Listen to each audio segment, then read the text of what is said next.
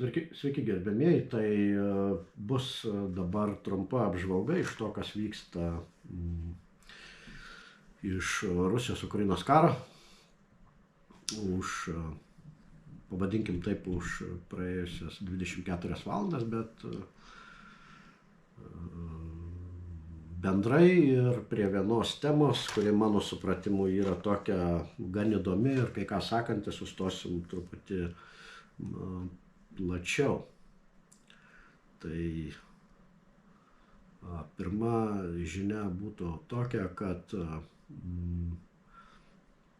per parą iš 30 į 31 buvo numušta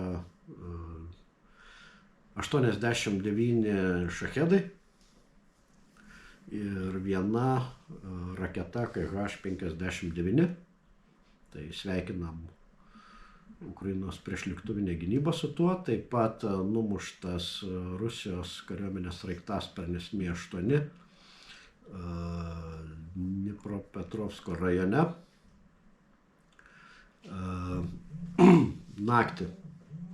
Šią naktį buvo Ukraina tiksliau atakavo Rusijos aviacijos amunicijos sandėlius Khalino aerodrome Kurske ir pagal vietinių pranešimus ir medžiagą, žinot, jie patys filmuoja. Amunicijos detonacija truko 1,5 valandos, tai galim daryti mes visi draugiškai išvadą, kad buvo sunaikinta daug amunicijos. Tema, kurią pakalbėsim plačiau, tai yra Putino pasirašytas dekretas dėl išmokų naujai priimamiems žmonėms, taip vadinamiems rekrutams į Rusijos kariuomenę. Tai kur nurodoma, kad dabar suma bus išmokama suma iš karto vienkartinė $4,600. Rubliais ekvivalentas būtų 400 000, tai yra labai didelė suma.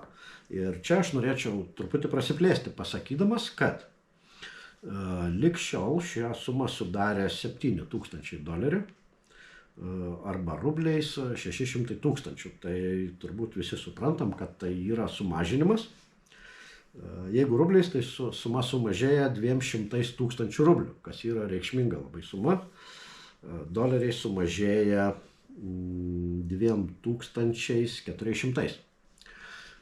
Nepaisant to, suma vis tiek Rusijos regionams, kur klesti bedarbystė, yra labai didelė. 400 000 rublių Rusijai yra labai didelė suma. Man asmeniškai ir manau jums kyla klausimas, kaip čia dabar gaunasi, kodėl Rusijoje naujai ateinantiems į kariuomenę mokama mažiau. Tai žinodamas, kaip 21 metus tarnavęs Lietuvos kariuomenėje, truputį žinau, kaip vyksta tie biudžetiniai karo reikalai. Tai aš matau tik tai vieną paaiškinimą, kad Rusija kažkuriam tai kariniam segmentui, čia aišku, aš kuriam tiksliai negaliu pasakyti, bet kaip pavyzdys raketų gamybai pritrūko 1 milijardo, kaip pavyzdys. Ir žiūrinti visą biudžeto lentelę, kur yra eilutėmis išrašyta kam ir kiek skiriama pinigų, reikia surasti 1 milijardą dolerių. Ir tada einam per eilutes ir ką Rusija padaro, kad nupjauna iš tikrųjų nuo personalo, nuo naujai ateinančių žmonių. Tuo pačiu metu vis tiek išlaikydama reikšmingą sumą, kuri išmokama, reiškia, naujai ateinantiems į kariuomenę žmonėms. Tačiau tuo pat metu rodo, kad nepaisant didelio karinio Rusijos biudžeto, jiems pinigų kažkuriams sritims vis dar trūksta. Toliau yra, reiškia, taip, Rusijos drono atakos metu Chersono regione sužeisti 2 žmonės, Rusijos dronų bepiločių atakos metu Sumų regione taip pat sužeisti 2 žmonės. Šiuo metu Rusijos aviacija leidžia rusiškai vadinami kabai, lietuviškai mes juos turėtumėm išversti sabai. Tai yra sklendžiančios aviacijos bombos. Ir čia truputį praplėsiu, paaiškinamas, kas tai yra, nes paskutiniu metu labai dažnai girdima. Tai šiuo metu bombarduoja Lipcų gyvenvietę Charkivo regione. Mes esam pro ten važiavę ir tikrai labai graži gyvenvietė. Kokie padaryti nuostoliai, kol kas žinių nėra. Tai kol kas apie tai tiek ir dabar pagrįšiu truputį apie tuos vadinamus rusiškai kabus, lietuviškai sabus. Kab, tai krilatąją aviabomba. Lietuviškai sklendžianti aviacinė bomba. Tokių dalykų iki šito karo, negaliu teigti, kad tokių bandymų nebuvo kažką, ta prasme, juos daryti, nes mes žinom, kiek ir Antro pasaulinio metu buvo tiek iš sąjungininkų Britanijos, Jungtinių Amerikos valstijų, Japonijos, Vokietijos pusės, tos pačios Sovietų Sąjungos pusės, įvairių ginklų išradinėjimų ir bandymų, kurie nepasiteisino. Šio karo metu, arba apie aviacinės bombas gal pradėkime minėti, jų yra įvairiausių dydžių, bet tokios dažniausiai ir populiariausios yra FAB 250, tai fugasinė aviacinė bomba, kuri sveria 250 kg, tai skaičius nurodo svorį iš tikrųjų, FAB 500, tai buvo vadinami taip. Prie paprastos aviacinės bombos buvo pritaisyta viršuje tokia dėžė ir 2 sparnai. Toje dėžėje yra elektroninis mechanizmas, kuris tuos sparnus gali pakreipti į vieną arba kitą pusę, tokiu būdu pakeisdami aviacinės bombos kritimo arba skriejimo kampą. Ir plus, ką duoda sparnai, tai dabar jau sklendžiančios aviacinės bombos gali, vėlgi, kažkur esu matęs, kad gali nusklęsti 80 km, bet dažniausiai tai tiesiog padidina tos bombos likimo nuotolį, tokiu būdu suteikdami, reiškia, lėktuvui, kuris ją paleido, galimybę greičiau apsisukti ir grįžti į saugų rajoną arba zoną. Nes pati bomba nusklendžia tiek papildomus ten 30, 40 ar 50 km. Tai dėl ko aš abejoju dėl nuotolio ir sakau, kad buvo žinių, kad yra ir 80, nes mes visi labai puikiai suprantam, kad visos karinės sistemos ir visa ginkluotė karo metu tobulėja ir nieko nuostabaus bus, jeigu artimiausiu metu sužinosim, kad netgi tas 80 km sklendimas yra ne riba. Tai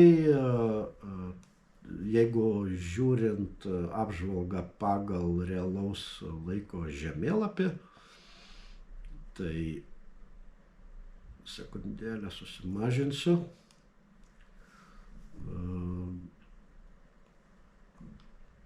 Kai mes gavome smūgį 2 raketomis Iskander Pakrovske birželio 24 dieną per Jonines, tai fronto linija nuo Pakrovsko buvo 30 km, o šiuo metu Rusijos pajėgos yra maždaug, jeigu tikėti šiuo žemėlapiu, kuris yra sudarytas tiek pagal vienos, tiek pagal kitos pusės karinius veiksmus, 15 km nuo Pakrovsko.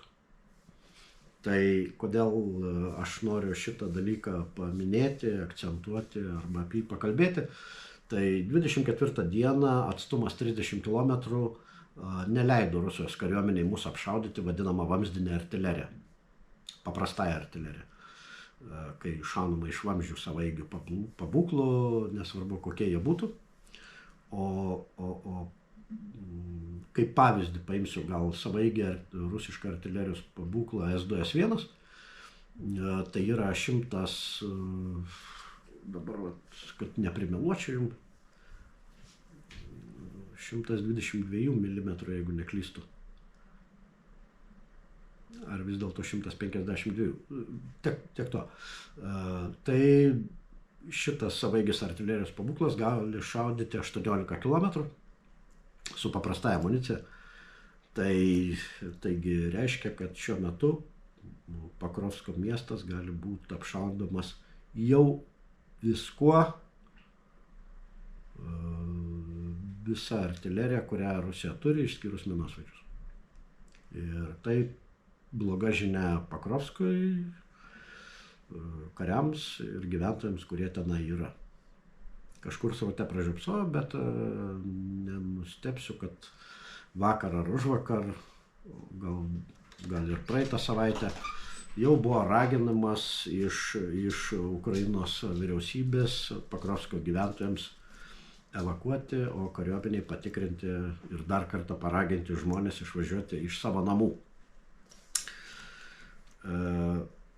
Dažnai žmonės gyvenantys įvairiuose gyvenvietėse, jie iš ten nepasitraukia ne todėl, kad norėtų, ne dėl to, kad nenorėtų pasitraukti, bet ten lieka dažniausiai senyvo amžiaus žmonės, kurie sako, kad mes neturime kur išvažiuoti. Ukrainos kariai labai pyksta ant tokių žmonių, ant bet kurių civilių žmonių, kurie lieka kovos veiksmų zonose, nes mes puikiai žinom, kad šitas karas vadinamas gėrio ir blogio karu dėl vienos labai paprastos priežasties. Rusijos kariuomeniai visiškai nusispjaut, šaudant į kaimą bet kuriais būdais, ar raketomis, ar artilerija, ar tankais, ir jiem nesvarbu, ten žmogus gyvena ar negyvena. Tuo metu ukrainiečių civilių buvimas kovos veiksmų zonose Ukrainos kariuomeniai labai apsunkina darbą, nes vis dėlto jie bando savo civilių žmonės apsaugoti. Ir ne visada tai pavyksta. Tai tiek iš šiandieninės apžvalgos, aš nekalbėsiu apie visą fronto liniją, nes tai užtruktų labai ilgai. Tiesiog trumpa apžvalga iš karo veiksmų ir vieno regiono, paimant dvi temas, sumažėjusią rusų karių vienkartinę premiją ir kabus, kas tai yra kabai. Ačiū Jums, kad žiūrėjote ir iki kitų susitikimų.